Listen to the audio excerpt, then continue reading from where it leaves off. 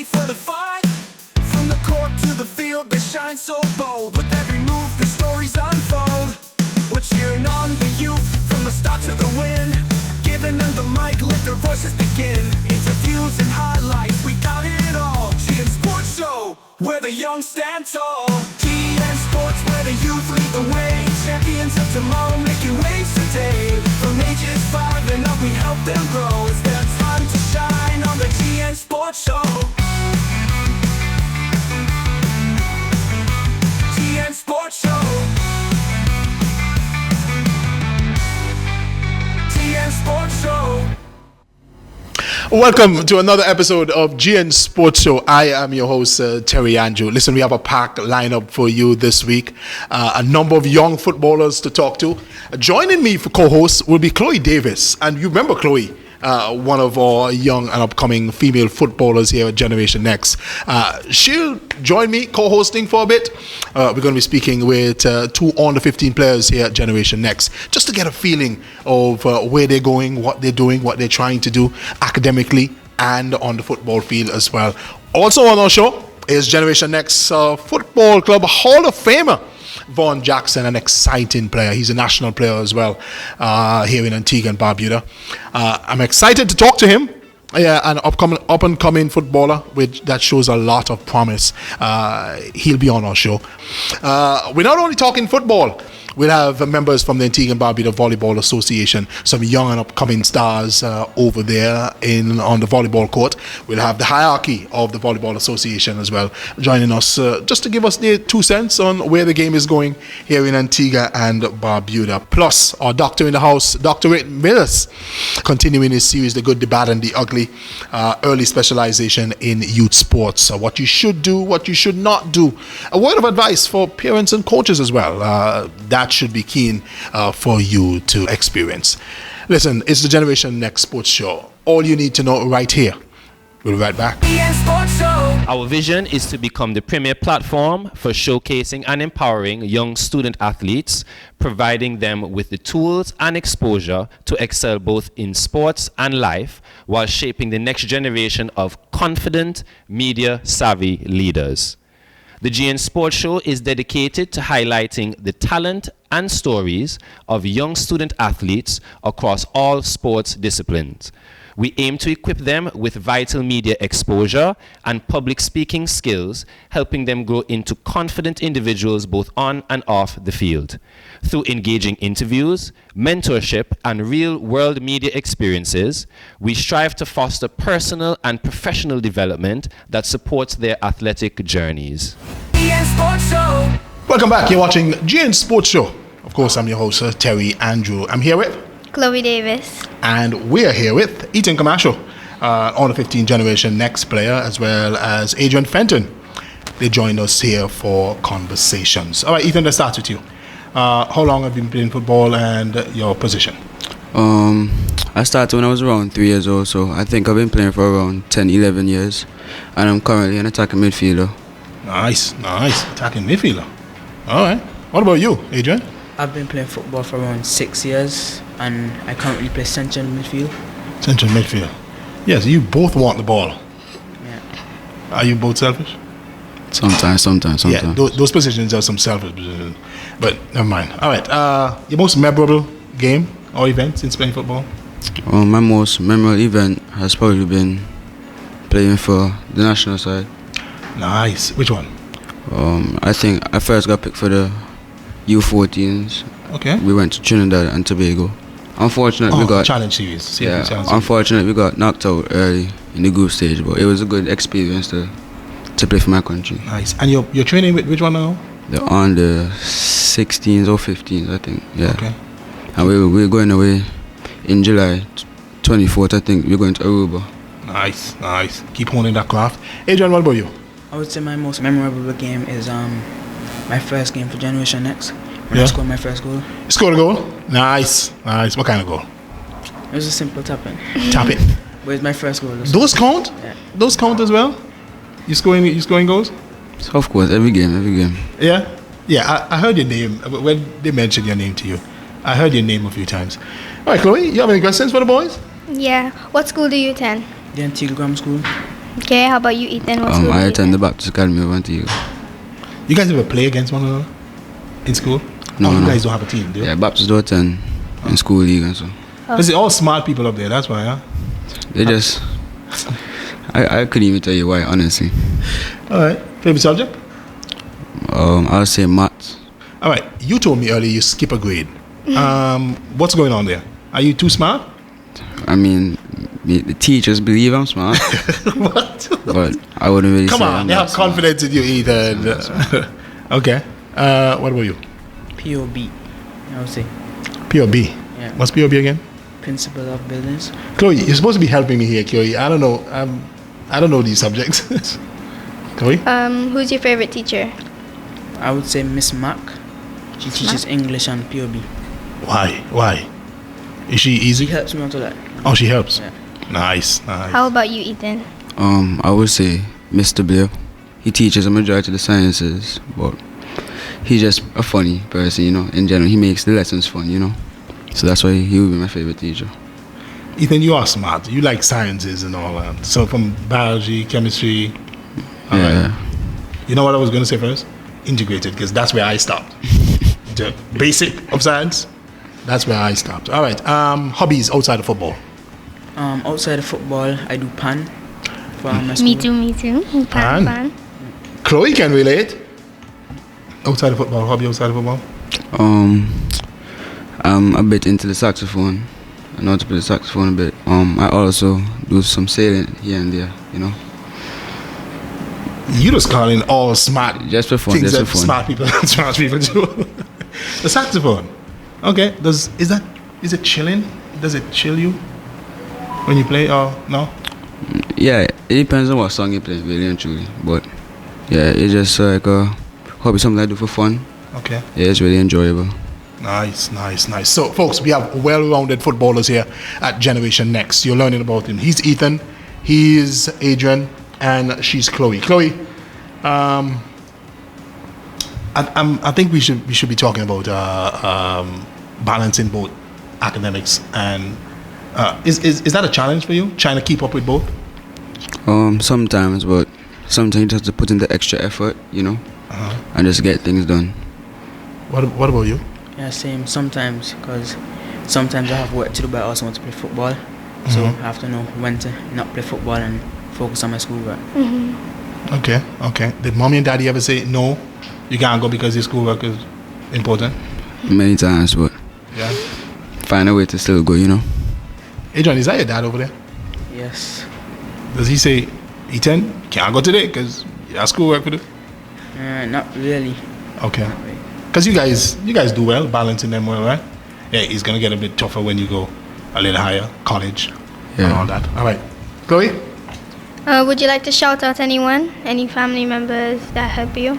I'd like to shout out my parents because they were the one who got me into sports club, Generation X. Nice. Yeah. Nice. How about you, Ethan? I also like to shout out my parents, motivation, you know, push me on. And also some of my peers who play football with me, they give me the extra push sometimes, you know, that I need. Nice. All right. So, Chloe went to Brooke House as well. And we heard you went. Chloe? We know you went to Brooke House College for a few years ago. How was the experience for you? Overall, I say it's a good experience. More higher quality. It was a bit too cold for my liking, but I still enjoy the football overall. Nice. You're on the national under-16 team for A and B. How does it feel to be on the team? It comes with a sense of pride, but I just have to remember to stay humble and continue playing on and playing my hardest. All right, Chloe. Chloe, thank you. Thank you. Thank you for joining me here, Chloe. All right. She's Clowie Davis. I'm Terry Adjo. He's Adrian Fenton and Ethan Camacho. Young under 15 players here at Generation Next FC. Listening out for their names in the future. We'll be right back with more right here on GN Sports Show. 6 players and a coach from Generation Next FC Rebels left the island for UK schools as they aim to pursue excellence on the field and in the classroom through a week-long trial. The lone female player on the trip is goalkeeper Alyssa Laviscount, who is heading to Brooke House College to participate in elite training and trials for a potential educational scholarship. I'm looking forward to starting my journey as a football player and as a young lady, as a young woman. And honestly, I'm just excited to just see what this next chapter holds. Since I was in, I believe, third form, I've wanted to go to a school in England, specifically Brooke House, to further my journey in football. And honestly, this is just a dream come true for me. The other players are heading to Ackworth School: Jaden Brown, Cole Gardner, Devontae Norris, Sadiq Williams, and Zion Phillip, with Coach Graham leading the group of aspiring professional footballers. Looking forward to experience basically everything, but mostly to see what the kids have learned during training, etc., so they can go and put out their talent so that, you know, they could get a pick. Just expecting to, better my game, become a more technical player overall, just going over there for the experience. It's exciting. I'm happy for the opportunity to go away and play football abroad and experience a new environment. I'm very grateful for this opportunity. I thank GenX for this, and I hope I do good and get the scholarship. It feels great. I've been actually wanting this opportunity to be able to go up there and just show my talent and hopefully get a scholarship. I'm looking forward to just the entire experience, just seeing how they play up there, learning from the coaches, and I'm expecting some decent role there at least. You're watching GN Sports Show. Thank you for staying here with us. Listen, I'm excited about this other player. I only saw 5 minutes of him after hearing that he's one for the future, one to look out for. I saw 5 minutes and I knew in my heart, I think we have something special here. I'm excited for you to meet him as well. A humble young man, of course. His name is Vaughn Jackson. Vaughn, thank you so much for joining us here on GN Sports Show. And Vaughn is also a Hall of Fame Generation Next player as well. How are you, buddy? Good, I'm good. Listen, when I found out you were 16 years old, right, and you're almost tall as me, and with touches like what you have, and you saw the reaction yesterday when I met you, it was mind-blowing, but I hope you pan out, brother. I hope you pan out. I know we're going to have a special one. All right. Let's start off here. You already made history as a Generation Next Hall of Fame player. How would you describe your journey from, your first kick to now? Talk about that for a bit. I would say it's not been easy all the time. Sometimes my dad will wake me up early in the morning just to run out to do stretches or something to make my game be better. But it was fun, and it was fun and hard sometimes, but you had to just work hard. I had to just enjoy, although I'm not happy of what my dad is forcing me to do. Yeah. But in the end, it's all working out. So. But what age you started playing? I would say 7. 7. Yeah. Damn. Have you always been this tall, or you had a growth spurt when you went to England? I've always been tall. Sometimes my mom had to, in the Generation X league, sometimes my mom had to bring my passport. Oh, sometimes. So they can verify? Yeah. Oh man, that's awesome. That's awesome. You want to be a professional. You're one of the budding ones that want to go on and be a professional. When did you realize that it was more than just playing, going out and playing, that you can even have a career from this? It was the Generation X Combine when I was told that I have a scholarship to go to Brooke House in England. From there, everything just started to change, letting me think forward about the professional lifestyle and even living the professional lifestyle how others do. Yeah, let's go back there. I mean, how much growth have you seen in yourself since you got that scholarship, since you moved on from there, even if you living in England now? Being away from parents for the first time, and I know how that can be a bit frightening at times, but just talk about that. From you got the scholarship, you're going off, and how much growth have you seen in yourself there? Physically, there's plenty because they want to kill you with gym work up there. Tactically, everything is different. Like the play style, is very quick up there to down here, and then you have to adapt quickly because if you don't adapt, like everything will just pass around you, like everything will just move faster. How long you been there now? 2 years now. 2 years. Yeah. And you have 2 more to go? Yeah. Okay. All right. And you've been adapting to the coldness and the intensity of practices and all of that. Has that been difficult? Sometimes when it's cold, sometimes you have to wear like 3 jackets, 2 gloves, something like that, just to feel like warm, like feel like you're in Antigua again.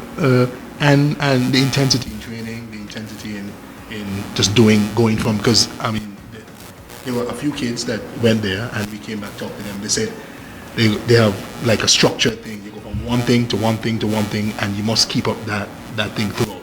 And you've done that for 2 years, buddy. Like you want to be at the best level you can be at, because there are people at the school like that even having tried for Man United, all type of things like that. So you want to be as better as them or even more better as them. So you have to just keep working hard. Yeah, and the schoolwork in the classroom, academics, how are you doing there? I'm good there, but that's what I would say. It's not like my favorite thing to do, but my mom forced me, so I have to just do it. They always do that, buddy. They always do that. Sometimes you gotta put your head down and just work. Listen, it won't last forever. Do the best you can in the classroom. Yeah. But so it's like you have let's say you have math here, then you have gym here, then you have science here, then you have football here. Is it like a day? Tell us about a day. Day starts 8:15. 8:15 is like mental, so you just go there to like relax your mind to get ready for school. Then after that you have like 2 lessons, and then break, then you have 1 lesson again, then you have lunch, and after lunch you have 2 lessons, and then football, and then dinner, and then you start again for the next day. Okay. So you must sleep well at night, brother. Yeah. We're just gonna jump a few questions here because I want to talk about this. I saw you came on against Cuba, the World Cup qualifier, 16 years of age. Just talk me through when the coach say, "Hey Vaughn, go warm up." When he said Vaughn, he had to say like twice, because when he said it, I was like, it's time, and then I started to warm up, and then he called me again. Then he was like, go and do your best. Don't look on them like they are 16-year-olds, and then he said, go and make history. And then I just went out, and then I did my best. And then, go and make history. Yeah. That's like a movie, brother. That's like a movie. Go and make history. And you went on. Listen, I saw a touch there, right? When you were facing whoever you got the ball from, and then you turn on the right side and you hit it 1 time. We didn't have a shot all game on target, and you came on, made like 80-something minutes, right? Yeah. And I was like, who is this kid, boy? Who is this kid? Then they told me, that's the guy, Vaughn Jackson, right? And I'm like, no way. No. So when you turn right and you fired, right? Yeah. And I'm like, we were watching a football game for 90 minutes. I won't go too long. And for maybe the last 6 or 7, or last 6 or maybe, with the extra time, we got a shot from a 16-year-old brother. I mean, you didn't look 16 out there to me. Yeah. I thought that was crazy, right? But when you took the touch and you turned yourself and you set your own shot and you fired, I was like, okay, who's this kid? You know what I mean? And I'm sure that was me just looking, right? I know there are other people out there that were like, no. And I know they didn't realize that you were 16. All right, you usually play on the left side, and you are known for your creativity. Just take me through when you line up a defender, what you do to get past him. First, I look behind like the space I have behind, so what I can do to like get past him, because sometimes I don't like to go back, because in England they don't like when you like play back or sideways. They like when you like be straightforward. So you look on the space behind the defender, then you try to get him off balance, then you try to go past him. Yeah. So you're fast too? Because I mean, I didn't get to see speed the other day. I saw technique though. I saw technique. Some people think I'm fast, some people think I'm slow, but on the ball I'm quick. Like my decision making is quick. Yeah. Listen, I've heard a lot about you before I met you. I'm telling you, I only saw 5 minutes and I was impressed. All right, you're part of the team involved on the 17s. Where were you guys again? Guatemala. Guatemala, yes, I know, somewhere down there. I think you guys beat St. Vincent. That was the only match you guys won. Yeah. That Haiti match, just between me and you. Yeah.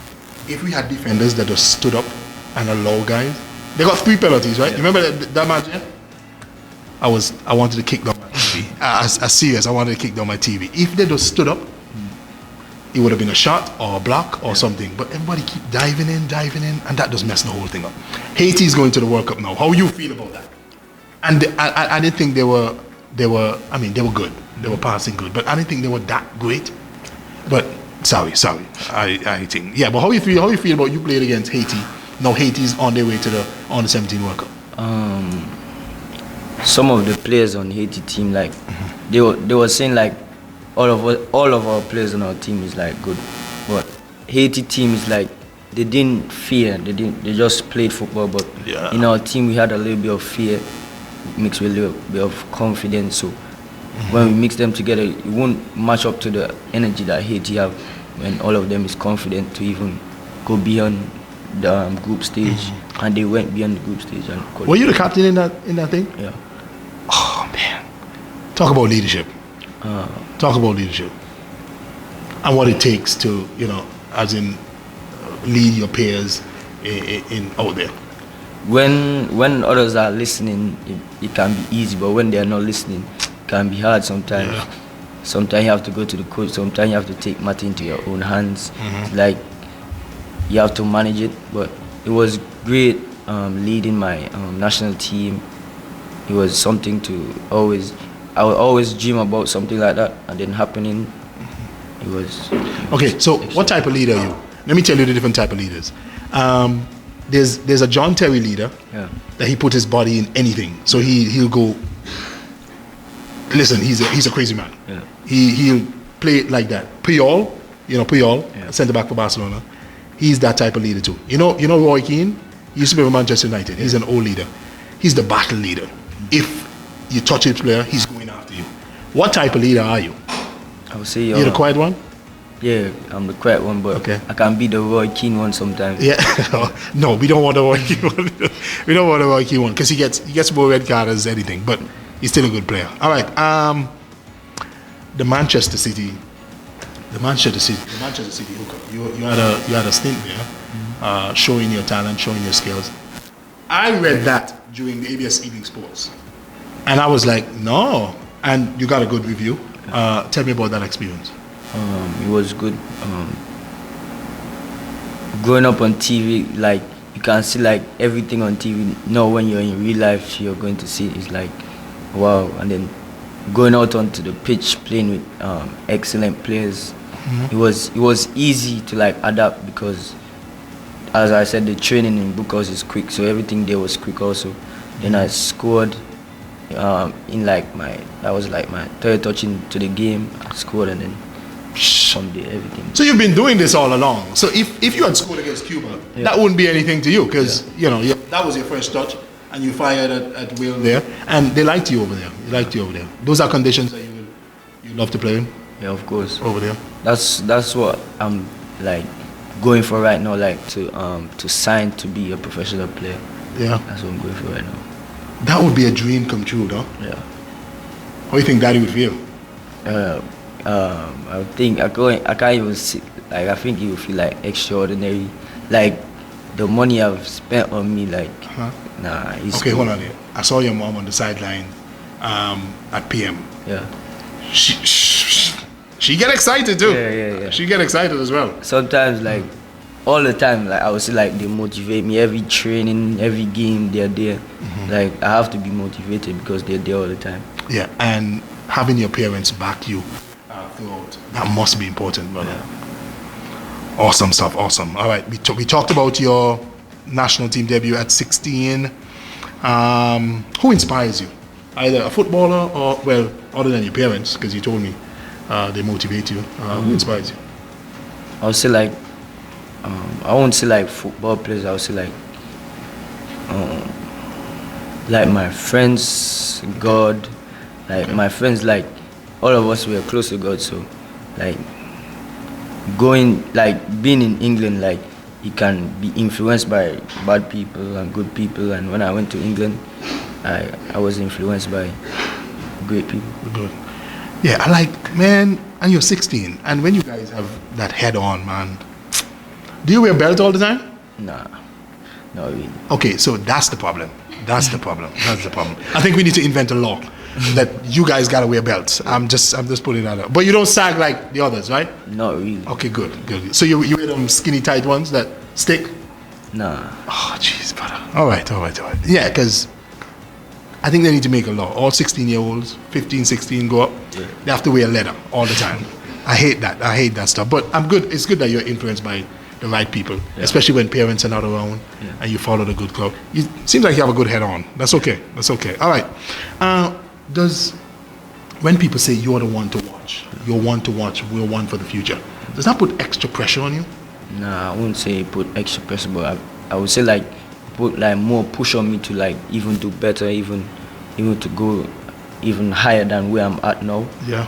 And when they say like I'm the one to watch, like I've always been the one to watch. So coming up in the different age groups. Yeah. So it comes like a normal thing, no? Yeah. Okay. Nice. All right. If you have one message for young Generation Next footballers and young footballers all across Antigua and Barbuda, what would that be? Because you know some of them are going to be looking up to you, right? Yeah. Especially now you come through the ranks of Generation X and you going off to Brooke House where they would want to be one day. What would be your message to them? I would say like just believe in what you're doing, stay consistent in everything you're doing, and first off believe in God and trust that everything will be all right with Him, and then just keep on working hard, keep on taking on the right messages.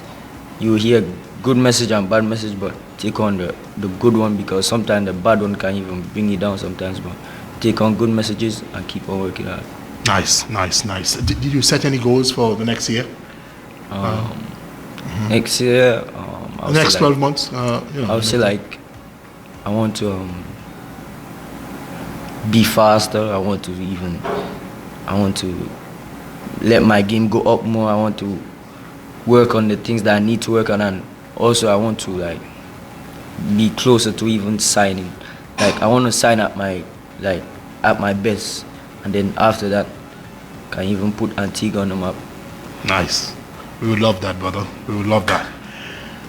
Folks, remember the name, Vaughn Jackson Jr. He's one for the future.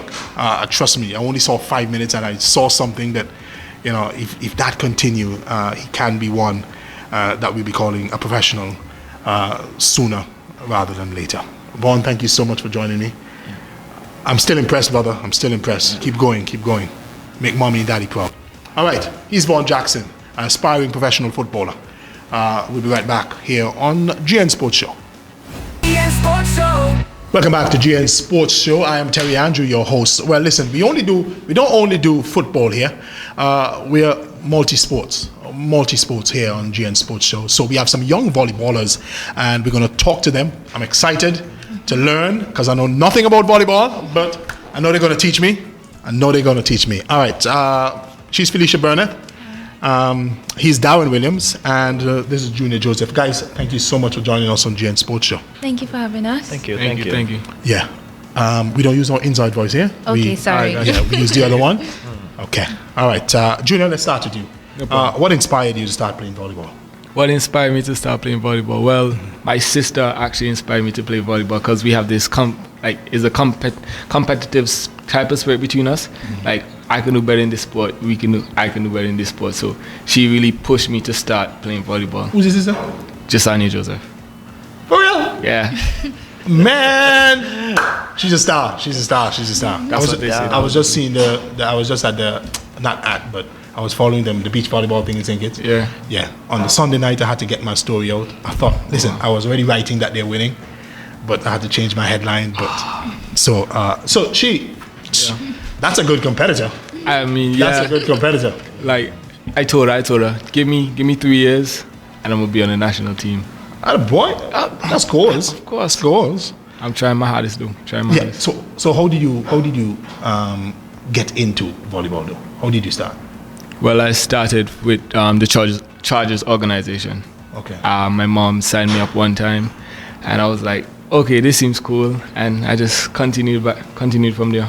Chargers, that's what was it again? Yeah. Okay, good. Yeah, I know some things, but I know something. Darren, what about you? How did you start? Well, actually, I didn't know anything about the sport at all. So you just went there one day? Okay. One day, someone just contacted me. They're like, Chargers Volleyball Club. This was back when it just created. They're like, there's practice on Saturday at 1 o'clock and you should show up. So I show up and I realize I'm the only guy there.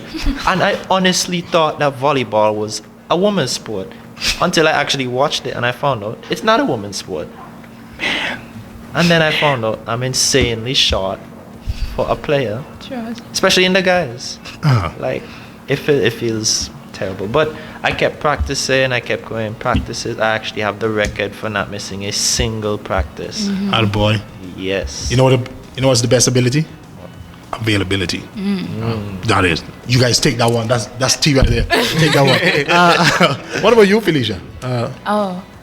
So basically, I went to YMCA one day to play netball, right? And I went and I got the coach's number and everything, Miss Knight, I think. And then the next day I went there again and my friend was going volleyball. There was a netball there at the time, yeah. I said, let me go and play volleyball. I just see volleyball on TV now. So I thought netball was volleyball. But then when I go in there, I was like, oh, so this is volleyball? And then that netball coach never saw me again. I'm telling you, I don't know what she did with my daddy number, but she never saw me again. And after that, I've been raised through like school leagues, and so I've just been growing through that. There's something about that facility over at YMCA. It pulls people. Listen, I figured it out. I figured it out. No, listen, I will come, right? I would hear the screaming from over at ABS, and I will come over and I will peep in and watch a few matches, you know, when the older ones are playing. I'm just going to work when the school is playing, so I really can't come immediately. So, no, but something about that facility that pulls people, and I'm glad that you guys are there, being a part of it. Yes. Being a part of it all. Junior, back to you. You're part of the young national squad? Well, yeah. Well, more like I snuck into the practice, but we're not going to talk about that. Dedication. Man. Okay, can you describe a typical day for you? A typical day? Volleyball. I know. How do I put it? Gruesome. Just gruesome. I thought volleyball was fun. Okay. It's fun when you have the ability. Okay.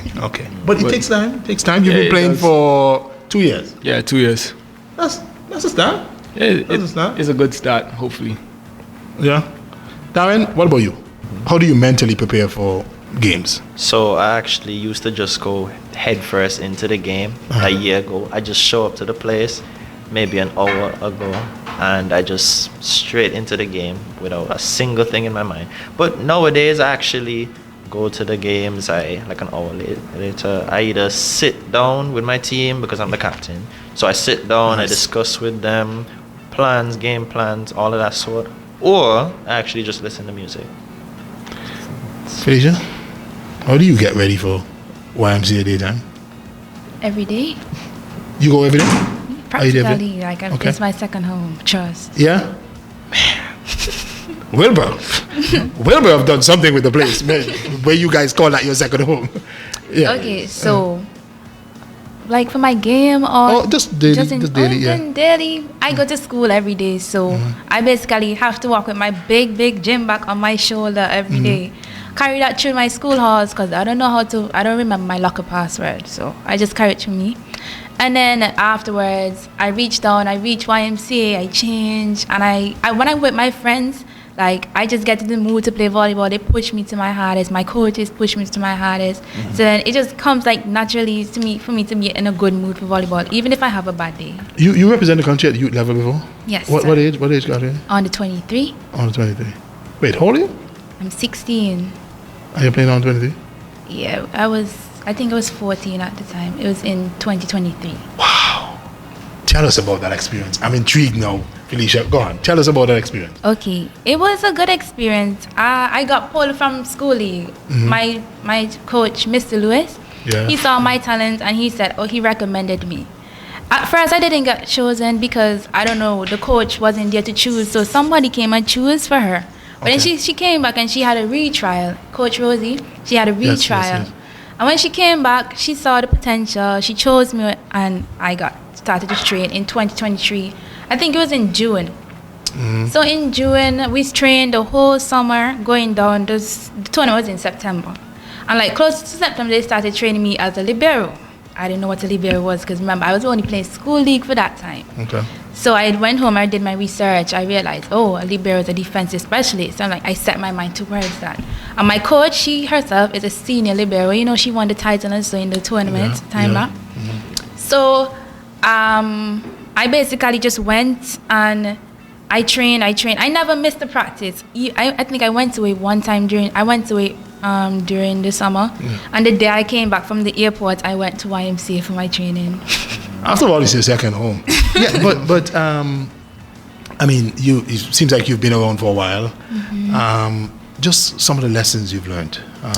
I've learned that having a good team and having a good teammate, especially good coaches too, having that community around you to keep pushing you. Even when you feel your worst, you know you just have the energy around to keep pushing you. They'll push you to, even on your worst days, they will push you.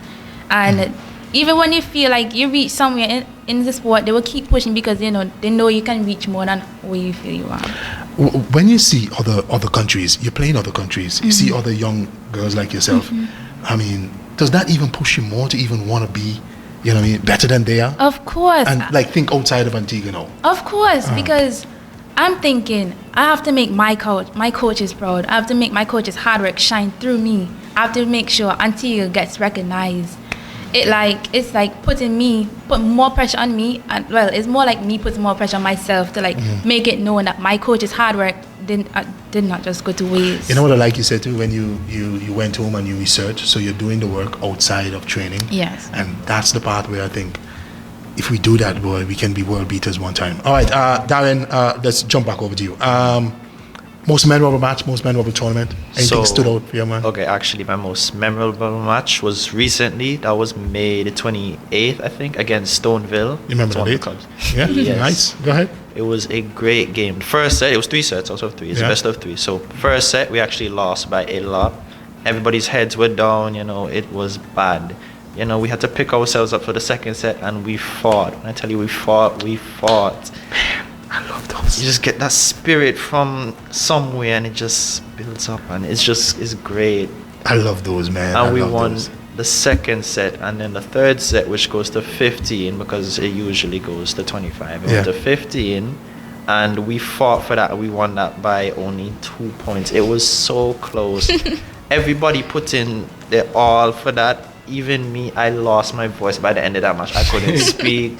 By the time the match was done, I was on the floor dying. I couldn't even. And it's young people like yourself, right? Yes. Man, actually, I love those, boy. I love those. Yeah, it's actually people that we all know and get along with because we actually just, before the match, we're just talking so casually, like if we're just friends. And then all of a sudden we're on the court and we're just at each other's necks. But it locked in, right? Very.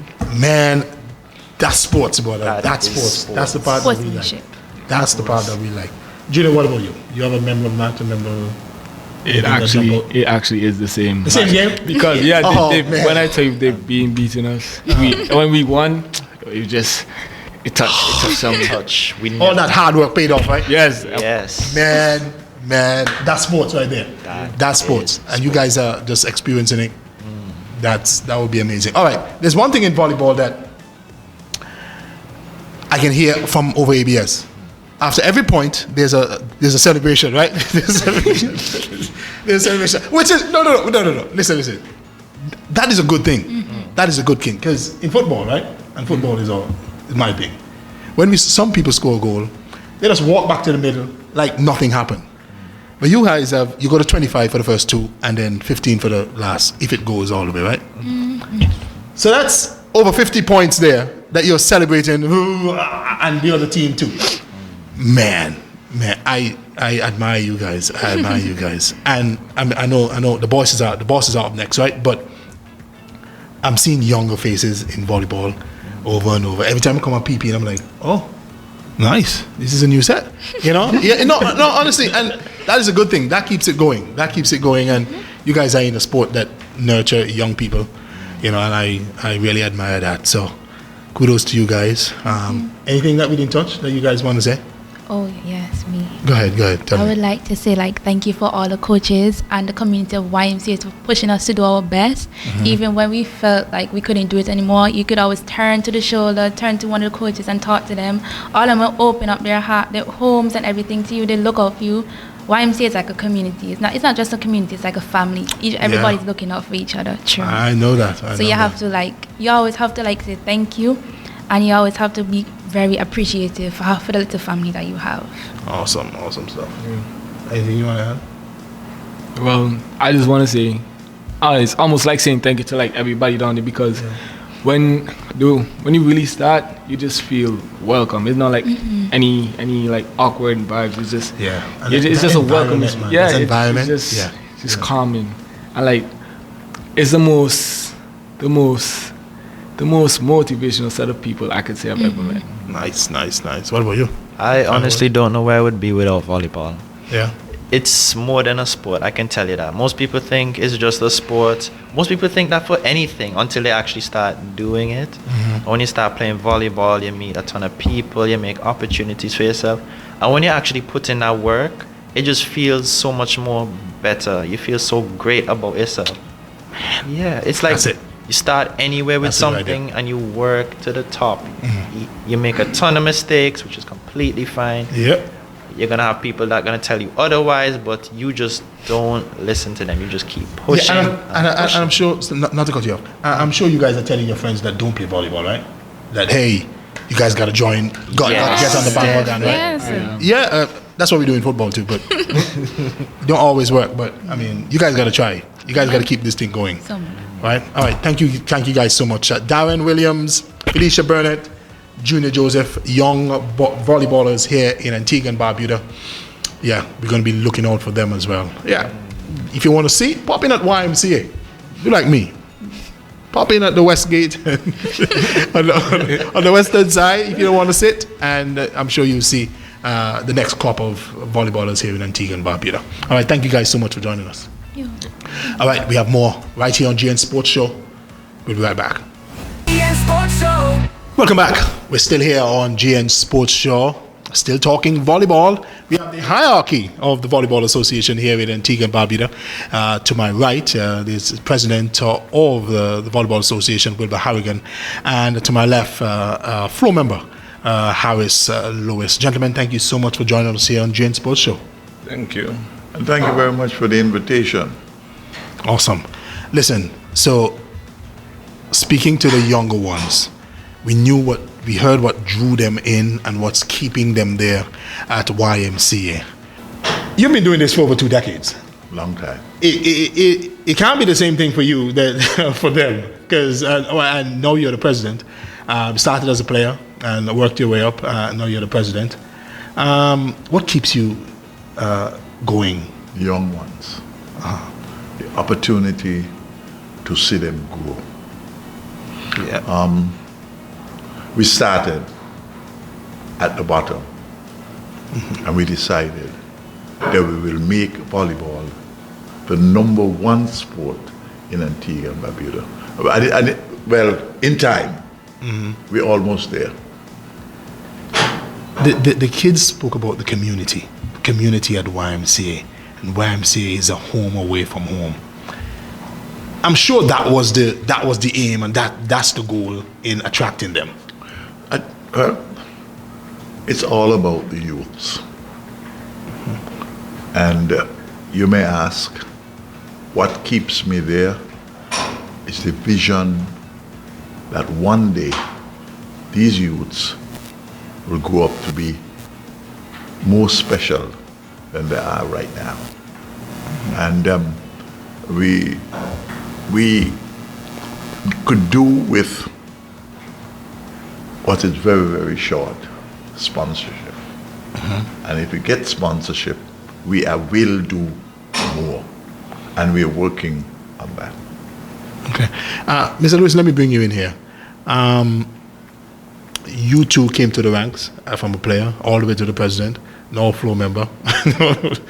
No floor member. You've seen the growth. You see what attracts these kids to YMCA. What keep you going?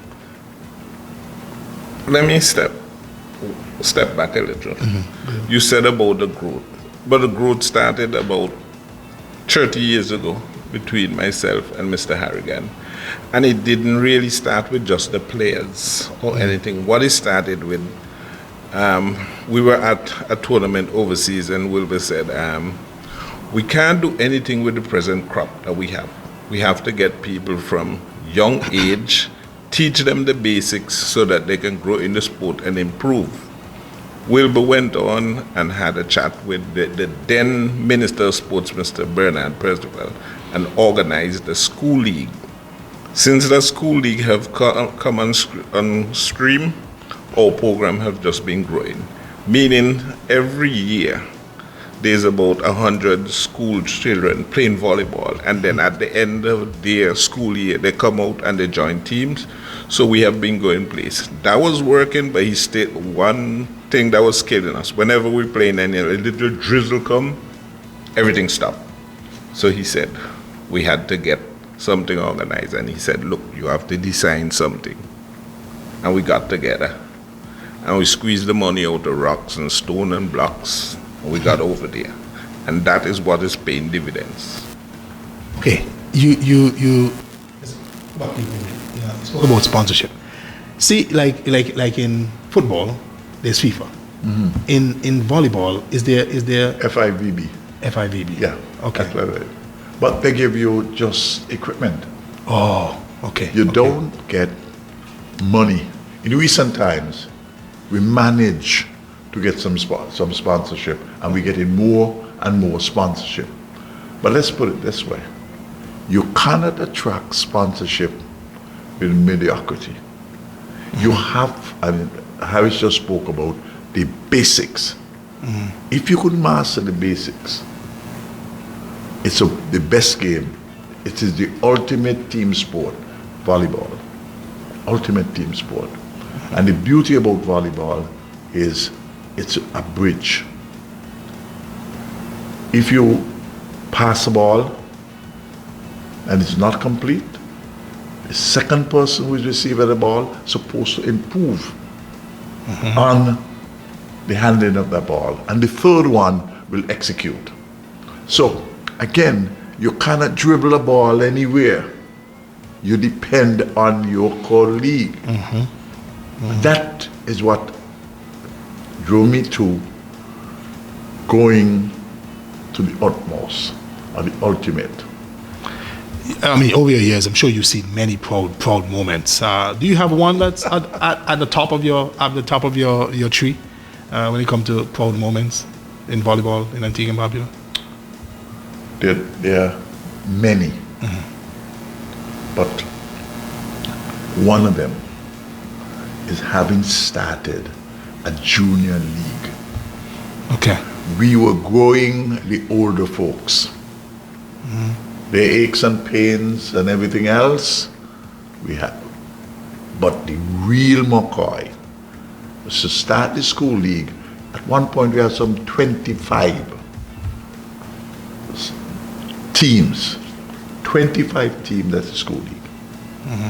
And then you move a little further, and it so happened that you sit down, and on Sunday, this is the second year of junior league.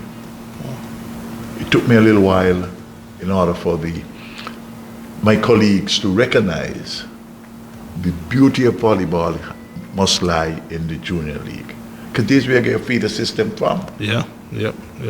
And the last year was good. This year is that much better. And I'm saying by the time we pull them together, it's going to be that much greater next year. Yeah, so Mr. Harris, the junior league and the amateur league, that's the same thing? Kind of. Okay. One feeds the next. Oh. Let me go a little further, as he said, the youth. We have our tournament going, and our leagues, and our national team, and everything. But each feed the next. The school league field our junior team field the senior league field the national team. All these people now on the national team came to the school program, they went to the youth team, and they have graduated. No, he doesn't want to say, but I will say for him, no, his greatest moment is coming, and that's going to be in Mexico in August. Our team have won all the levels going up, and now we are at the next level going on to Natsika Pan American. Okay. And those came because they were stepping the stone coming up.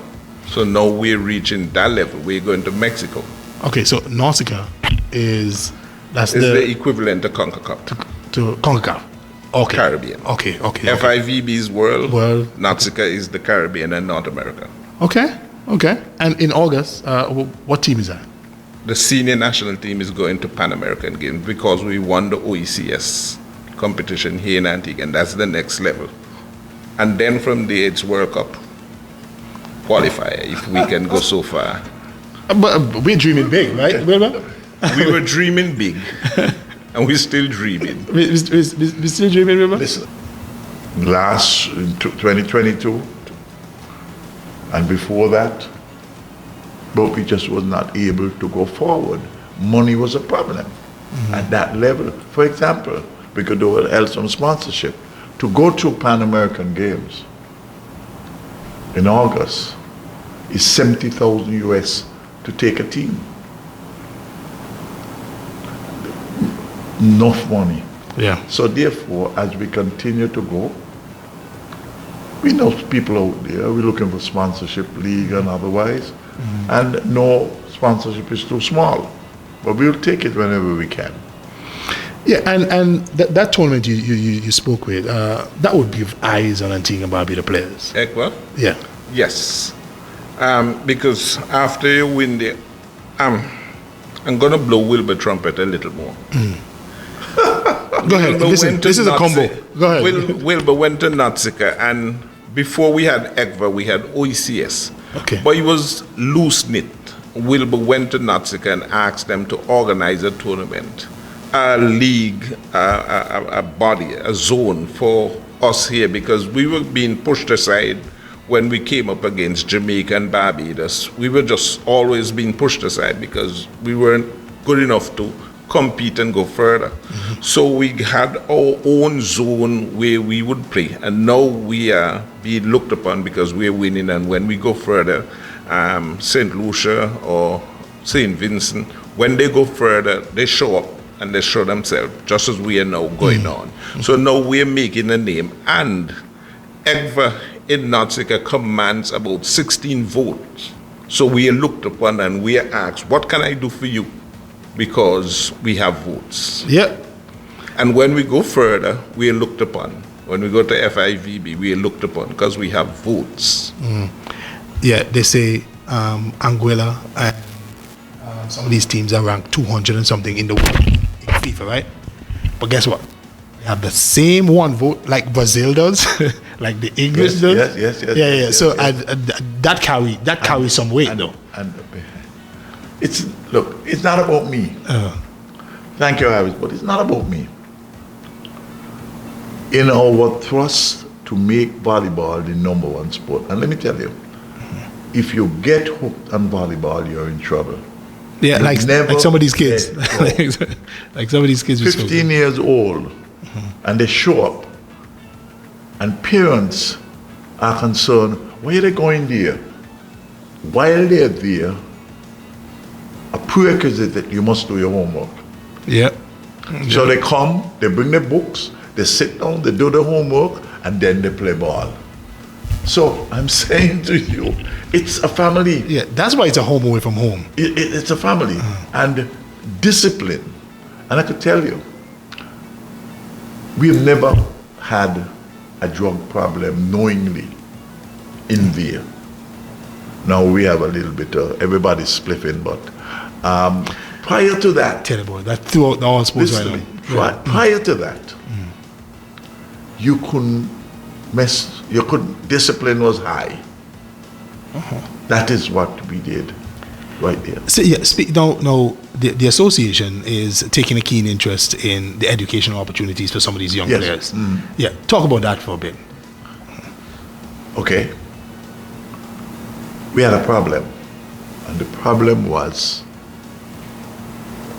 academic qualification. This is for scholarships and so. Yes. Okay. Well, we never had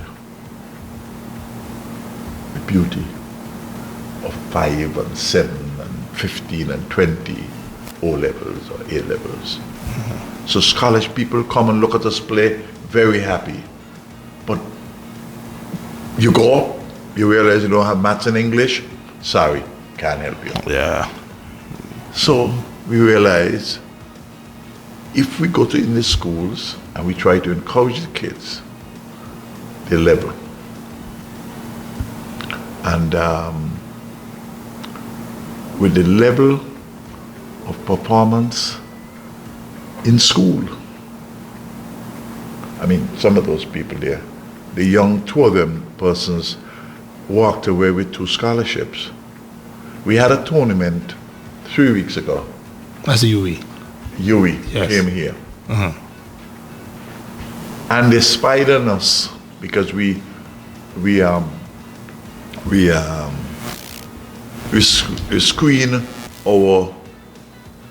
screen our games. They came, they wanted to do it.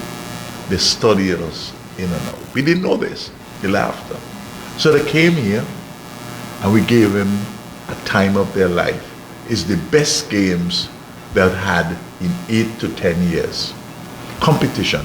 And we want, our players just was not ready. They saw it as,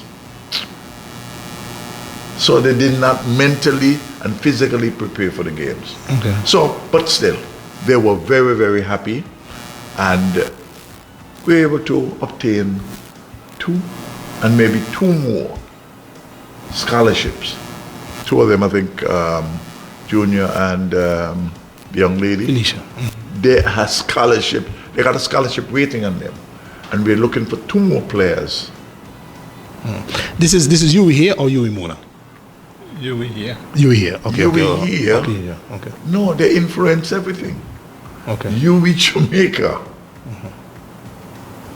and UE Antigua, and UE Barbados, UE Trinidad. Yeah. Trinidad didn't come and Barbados didn't come because they thought Antigua. But I know they're coming back. When Jamaica tell them all the fun that they had here and the competition. I mean, there's a Dr. Guy Chong. It's the longest press release I've seen in my entire life. He couldn't stop talking about, and I mean, he turned around and he said, listen, let me tell you something. I'm giving you straight up. Your volleyball program is up here and Jamaica is down here. We are the only sporting entity with their own facility. Yeah. Nobody else in the entire region. I really thought that would have been one of their proudest moments, is having that facility. I really thought that would have been up there when I asked about proudest moment about having the facility. But not to cut you off there, we're running close. But Mr. Harris, what does the year look, 2020, the rest of the year look, 2025 for volleyball? When we leave here, it gets more busy. Yeah.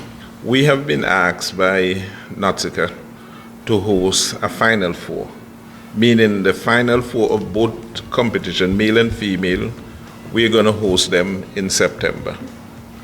And the winners from those are going on to Pan American Games again. That's female and male. So we're going to have the male nationals of the 4 countries along with male and female here. And we were also asked by Nautica to host the youth tournament that none of the other countries are able to host.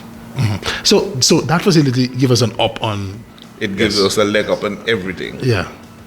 Everything. Man. So even if they're not participating, they're seeing some of these top teams come over here and see how these chairs. And I want to say something. I just want to give an individual a plug, which I have not been able to do. You know this guy they call Jojo? Yeah. he works for another radio station. Yeah. Jojo, I've helped volleyball. I want to thank him because each time he picks on me and says President for life. But I'm saying to you, I want to thank Jojo because by doing that, he has helped volleyball to be the popular sport that it will become here. Jojo, thank you. Thanks, Dave. Go back to you for a bit.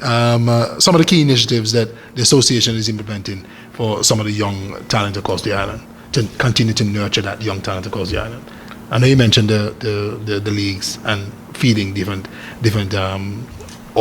Well, we want them to come out and play because we are also looking to get them further on. We have he mentioned a couple, but we have a couple of other people going off on scholarship, and we're still looking for more to get them going because those that went away and are back home now, they have made our game stronger. They have made our national team stronger.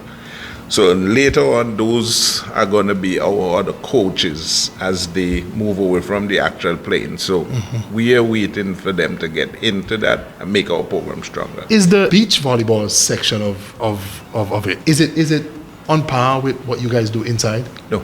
So are you guys just starting? There. Okay. It's getting there, but it's a little difficult to get in the parents to buy in to bring their kids to the beach to play.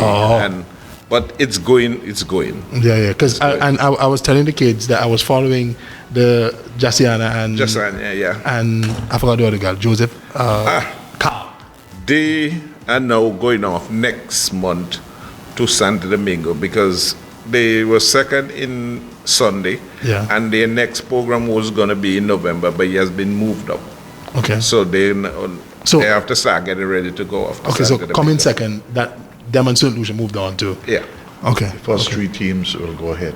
We'll go on. And I'm saying to you, we're small, but we're tolerant. Yeah. I want to say to you, let me get another plug as we're here. There's a guy named Adrian Constant who went away to university. Yeah. And did wonderful. It was a high flyer. And I just leave it in there. He did wonderful. Made us proud. And so they feel that we could play volleyball here, or some of us could play volleyball here. And I'm saying to you, we will become the #1 sport here. But did they come calling, say, hey, you guys have any more Adrians down there? They're looking for them, but again, some of them you're gonna want to go away too, you know. Yeah. We have a little problem at times with individuals who want to get up and go because it's hard work, eh? Yeah. It's when you're over there, the discipline is unbelievable, right? And they have to be able to step up to the plate to continue to make us proud. Just the vision for volleyball. Have you guys reached your peak, or you have much more to go?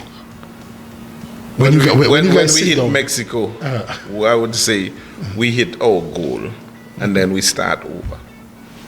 Because by the time we hit that goal, we're going to be looking for new players to be coming through and going up. Okay. And you guys see the progress every year, so you know people are going to come. It's just to kind of plan to it. And you guys educate coaches. You guys call them referee? Match officials? Yes. Referee and coaches. Yeah. And that's another part of the association. We're trying to get a lot of our coaches certified. Okay. Not only our coaches, but our referees.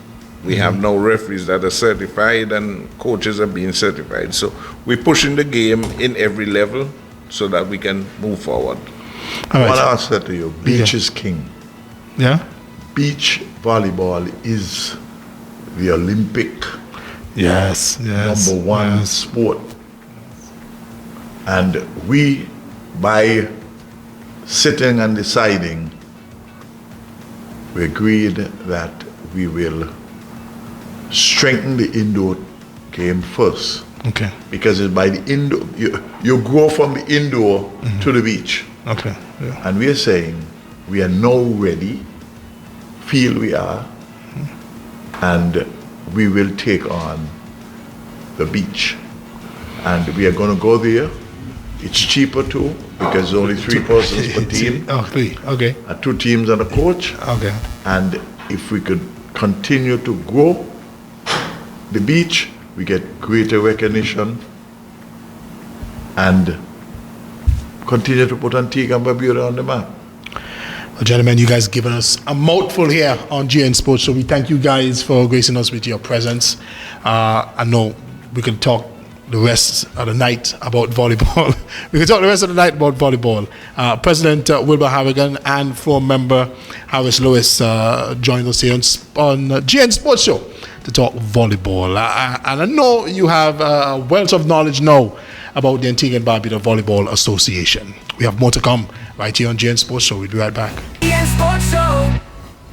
We would like to thank the sponsors of Generation Next, Fruta, Antigua Masonry Products, Kenneth A. Gomez Insurance Agency, Island Photo, and Francis Trading Agency. GN Sports Show. All right, welcome back to GN Sports Show. We're still here. More information here on the Sports Show. Now, we have a special guest, Dr. Rick Millis.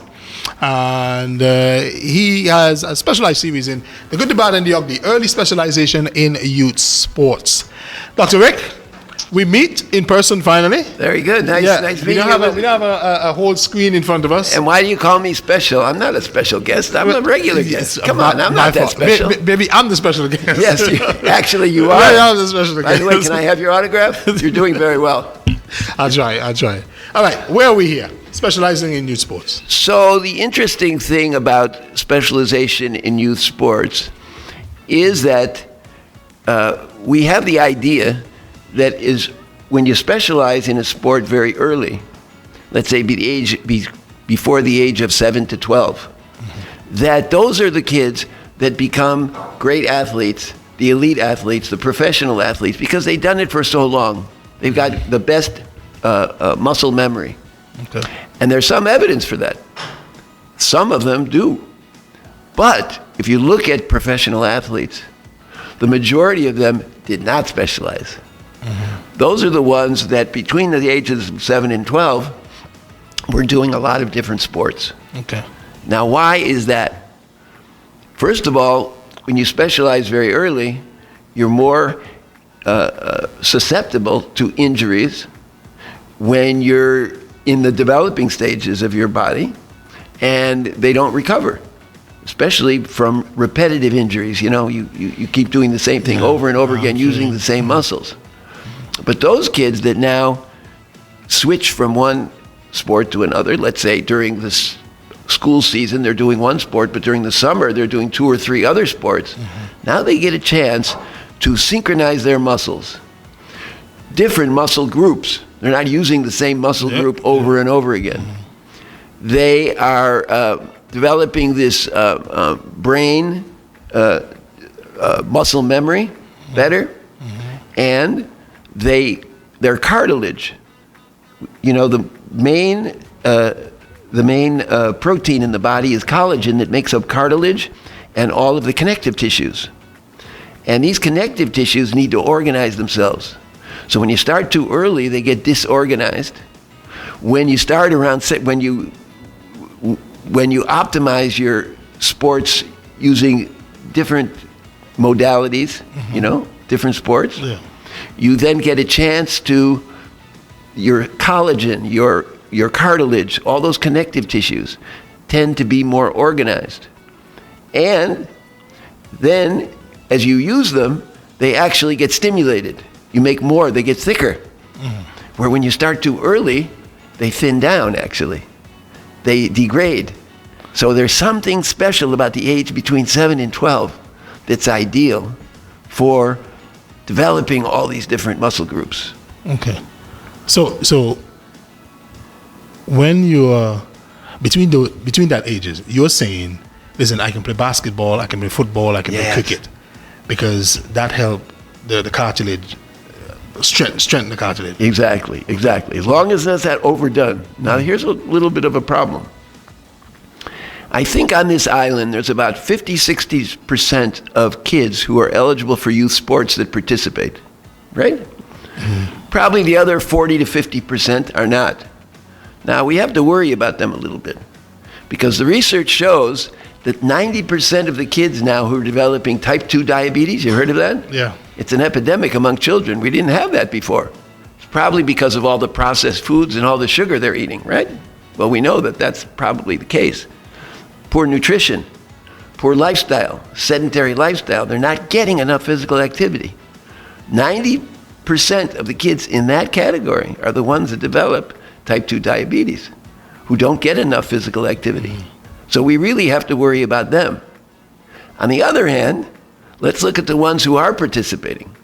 The ones that are participating, a lot of their parents are pushing them to repeat the same sport over and over again, to become one of these elite athletes because they're not aware of the problem.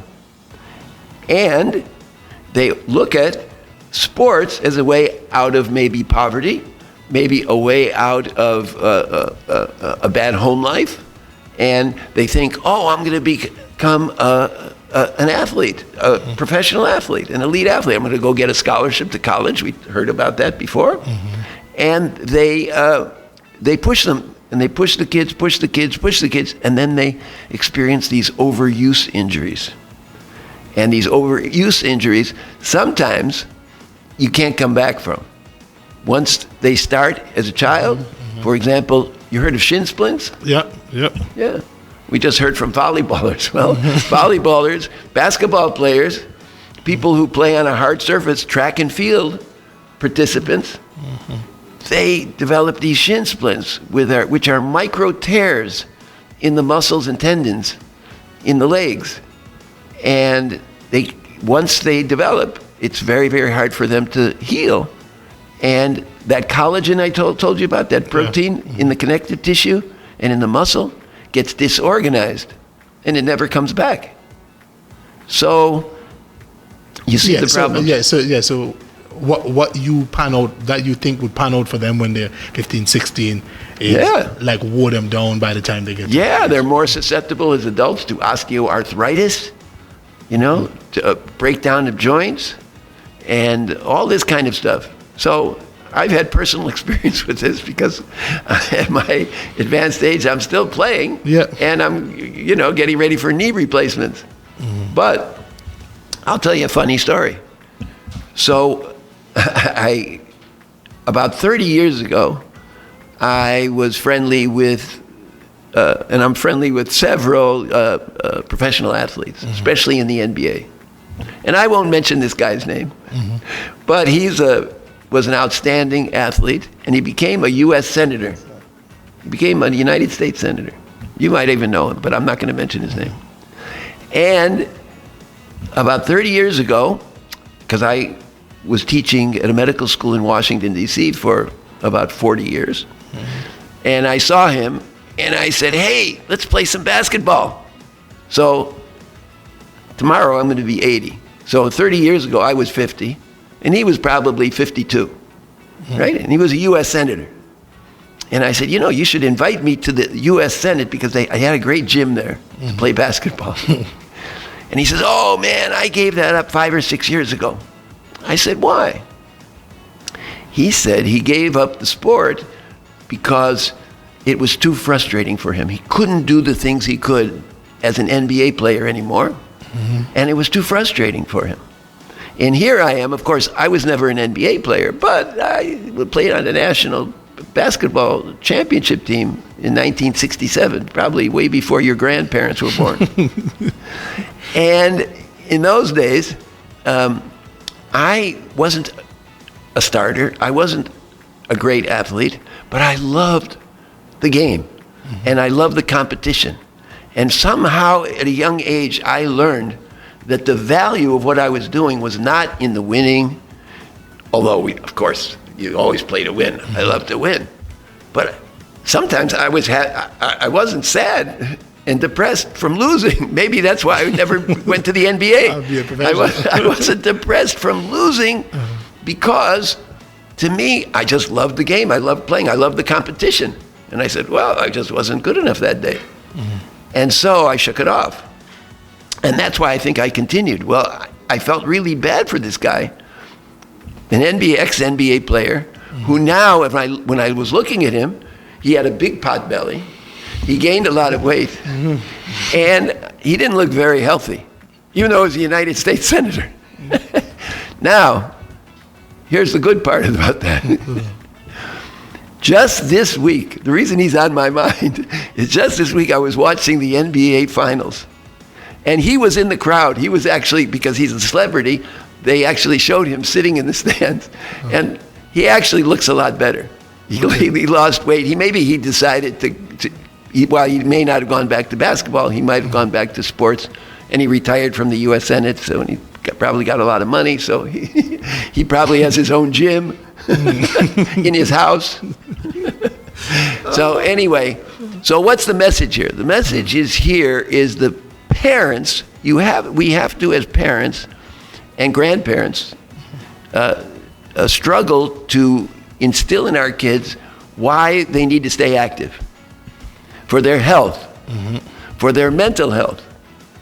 Now, one of the things when you start too early with kids, and they put all their eggs in one basket. You heard that saying? You put all your eggs in one basket? They say, oh, I want to be this, and they don't make it.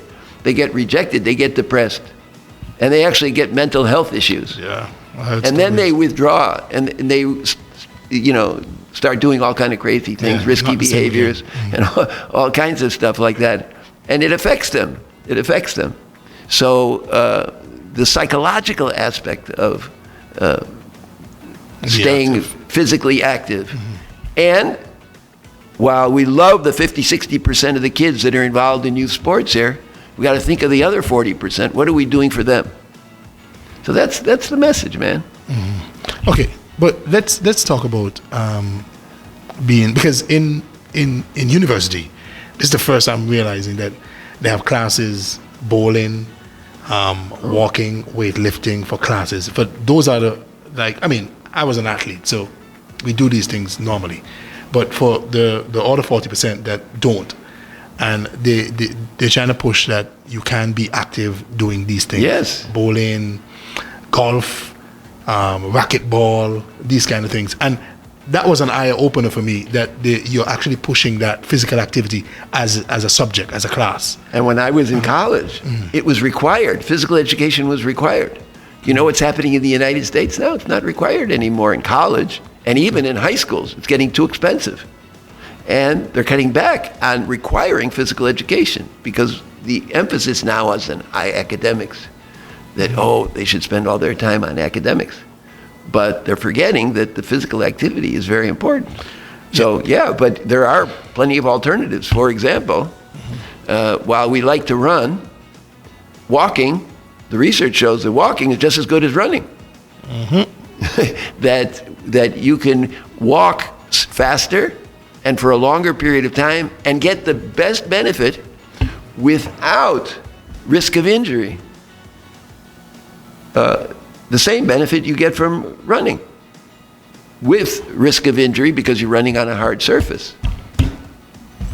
You see? Yeah, and just on something that you were saying, like the specialized athlete, starting from early. Maybe the Senate guy, he was one that maybe started early and he was good enough to continue to get into the NBA, and now he doesn't like it.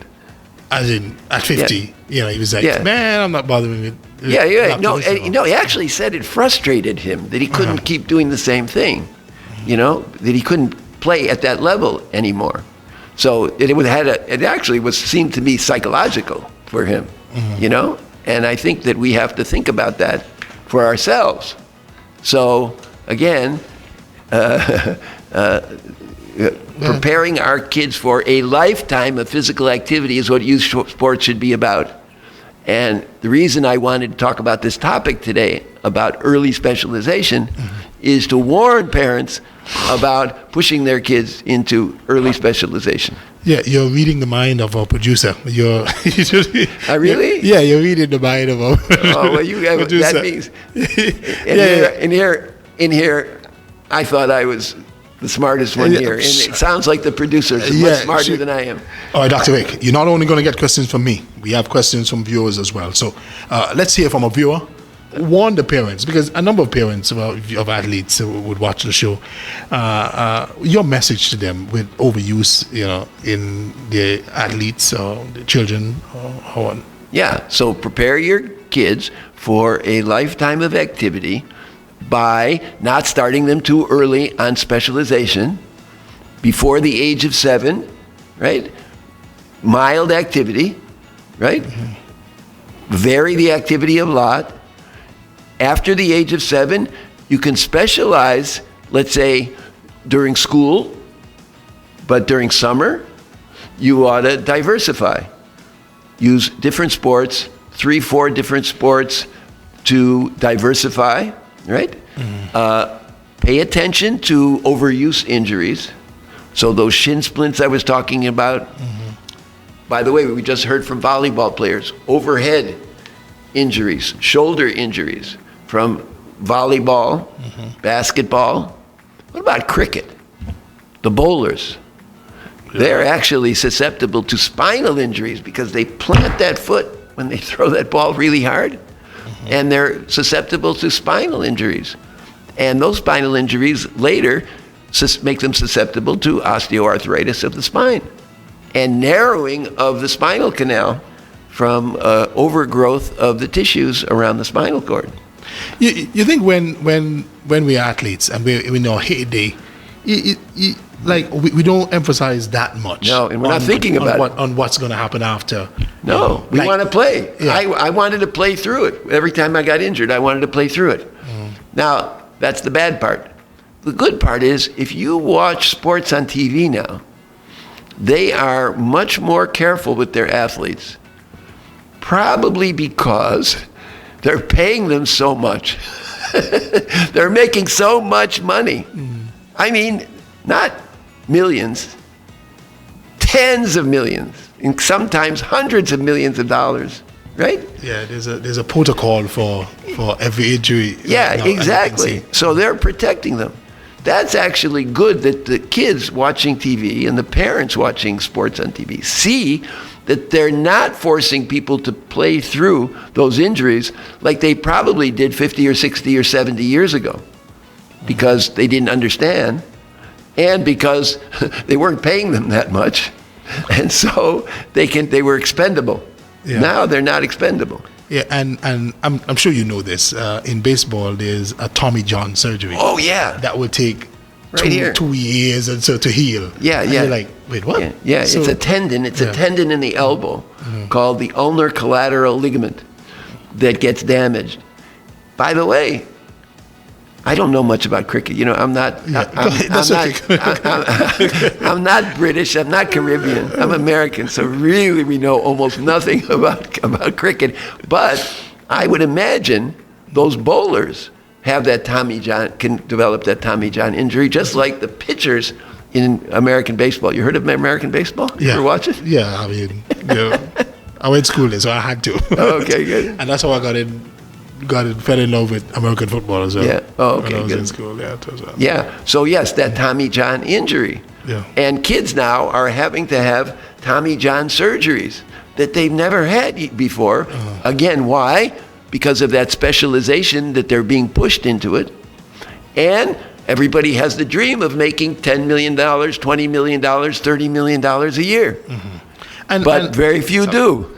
Sorry. But they're saying, like in different sports, they're saying, like, you develop the technique at this age. Yes. And if you start at this age, your technique will get much better when you get here. And there's some truth to that. Yeah. No doubt about it. That some people that start early, that do become those elite athletes, right, escape the injury thing. Okay. Escape the burnout thing. But how many of those are there? A small percentage. Small percentage. You see, a small percentage. So that's the message, man. Are you sure? Are you positive? I'm pretty sure. All right. No, this is a question for me. Can parents avoid? I mean, is it? Yeah, you ask them to, but is it avoidable? Yes, it's avoidable if you're aware, only if you're aware of it. Okay. I mean, a parent, unfortunately, parents live vicariously through their children. Yes. Don't they? Don't Yes, they? of course. Don't they? I can't tell you. I have 3 boys, and I played on a national championship basketball team in the United States many years ago.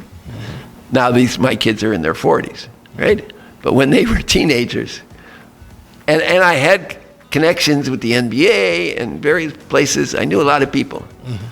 And I would have loved for my kids to be, athletes. And they were athletic, right? But I tried to push them into training like I learned to train, because I wanted to get out of my home environment. Okay. I grew up without a father. My mother was a single mother. She had no money. So I really looked at sports as, I had this chance. And I really worked hard at it, because I really have no natural talent at all. It's all work. So I thought, okay, for my kids, this would be good. Plus I have connections. I'm going to get them in the NBA and all this. They played, but they never got into it. And I realized that at an early age. And so while we had some arguments about it, and they probably called me names about how mean a guy their father was by pushing them like that, I learned early to back off, that I was ruining my relationship with them by doing that. And so they didn't have it. It wasn't in their heart. It wasn't in their emotional makeup to want to do that. Now, when you ask them now in their 40s, don't they wish they would have listened to me then? When they see how much money people are making, they said, "Oh yeah, Dad, why didn't you push us more?" So you can't win. All right, let's go through some of these injuries here. In football, soccer, Osgood-Schlatter disease. Yeah, Osgood-Schlatter disease. So the point is, when kids are growing, their tibia, the main shin bone of their body. Yeah. I have a story to tell you. Go ahead. Okay, has this tubercle on it. It's called the tubercle. It's the top of this bone that projects into the knee. And it gets inflamed, especially because the thigh muscle, the quadriceps, thigh muscle, with its tendon is rubbing over it. And so when that tubercle is too big, now why does the tubercle become too big? Because sometimes the growth of the bones doesn't match the growth of the tendons. In other words, they don't grow necessarily proportionally all the time. So when they grow disproportionately, you get too much of one and too little of the other, and they rub and they create this tendinitis, inflammation. Yeah. And I think did you have that? Yeah, I think I had something like that in college. Yeah, and sometimes and it usually goes away. Yeah. But if you overuse it, and if you're pushed too much, it won't go away, and it'll be there for life, and you would not have been successful. You mentioned the tibia just now. At about tell me your tibia. I want to hear your tibia story. No. I shattered both the fibia and the tibia. Oh wow! Right. So I was facing this way, but my ankles were pointing this way. And what sport? What were you doing? Football. So I clashed with my own goalkeeper. Long story. We're not going to get into that part. Oh, you mean soccer? Soccer, yeah. And they told me when it's mended, it will be stronger than it was before. Yeah, that's possible. Sure. How old were you? This was 2009. So I forgot. I'm sorry. I'm sorry. Yeah, but this was 2009. But this was after. So you were in your 30s. Yeah. After university. Let's see. Just about. Yeah, that's about right. Yeah. You're in your 40s now, right? Started working. Yeah. Okay. Just touched 40. Don't be. Oh, so you were still in your 20s. Okay, so you were in your 20s. So you were at the stage where the collagen that I was talking about. Yeah. That heals the cartilage and heals the bone can still get thicker from repeated action because it was organized. Now, had you started very early and injured yourself very early, that collagen would have been disorganized. Okay. And it's possible that it would not have healed the same way. Yeah. Makes sense. Swimming. There's... Yeah, so again, swimming, you've got those overhead injuries. And also, when you swim asymmetrically. So for example, butterfly stroke is symmetrical. Both arms and both legs are going at the same time. But when you're swimming the overhead, you know, we call it the crawl or freestyle, I guess they call it, right? Now, the left side of the body and the right side of the body are working opposite to each other, and it is twisting, and it makes people susceptible to scoliosis and all kinds of stuff like that. So, yeah, there are injuries even from swimming, even though your feet and you're not hitting the ground. It's not a weight-bearing exercise. So there's all kinds of things that you could do to your body if you overuse those parts. All right. We spoke about shin splints and volleyball and basketball. Those are the other injuries. How can parents and coaches assess when early specialization is appropriate? Well, early specialization is never appropriate. That's the message. In other words, you know, before the age of 7, so I said 7 to 12 is when you can start specializing, but it's got to be gradual. Okay. And you can't overdo it by pushing your kids, thinking that your kids are going to be that they're going to sign a contract and you're going to be their agent. Yeah. But by the way, that's every parent's dream. Yeah. Right? That they have the next Kobe Bryant. Exactly. Exactly. That's every parent's dream. So you can't push them too early. And that's the message. Early specialization is not good. Even specialization between the age of 7 and 12 is not good, because it is going to inhibit the synchronization, the muscle memory that you have to develop for synchronizing all the different muscle groups. Then you're more susceptible to these overuse injuries. All right, final thought. Final thought. Don't over-specialize. Don't specialize too early. Wait till your kids are 7 to 12 before you push them into any sport, any specific sport for any extended length of time. You can then, let's say during the school year, I was saying, let's say they're into football during the school year or basketball during the school year. That's good. But what about during the summer? You don't want them to keep playing basketball and football during the summer only. Now you get them into volleyball, you get them into swimming, you get them into track and field. And you also go out and play with them so you can stay fit too. Yeah, I'm learning. I have a 3-year-old. Oh, a 3-year-old. He wants to run all the time. Oh, okay. Good for you. I'm not with the running. I'm not with the running at this time. All right. He's our doctor in the house. Everything you need to know on youth development, what hinders it, what helps it to go. And he's been talking to us. But Dr. Rick, thank you. A mouthful. Always. My pleasure. Nice always meeting you. Nice meeting you. Yes. Always. And seeing you in the flesh for the first time. I've seen you around, and I realize you're a celebrity. I don't know about all of that. Here's Dr. Rick. Thank you so much for joining us. We'll be right back with more. All right, that's all the time we have for this week episode of GN Sports Show. All you need to know, from a young promising athlete to a coach or a parent. I'm sure you took something away from our episode this week. As I said, that's all the time we have this week. I am Terry Andrew, your host. Remember, do join us again for another presentation of the Generation Next Sports Show.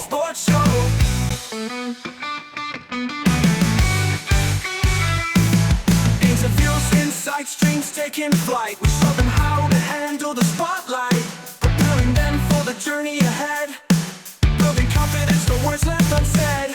From the grassroots to the national scene, young athletes chasing every dream. In every game there's a story to tell. GN Sports Show, we know them well. GN Sports, where the youth lead the way. Champions of tomorrow making waves today. From ages 5 and up we help them grow. It's their time to shine on the GN Sports Show.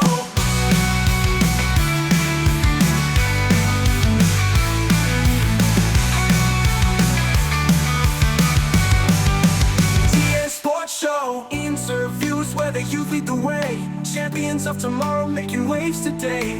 From ages 5 and up we help them grow. It's their time to shine on the GN Sports Show. GN Sports where the youth lead the way.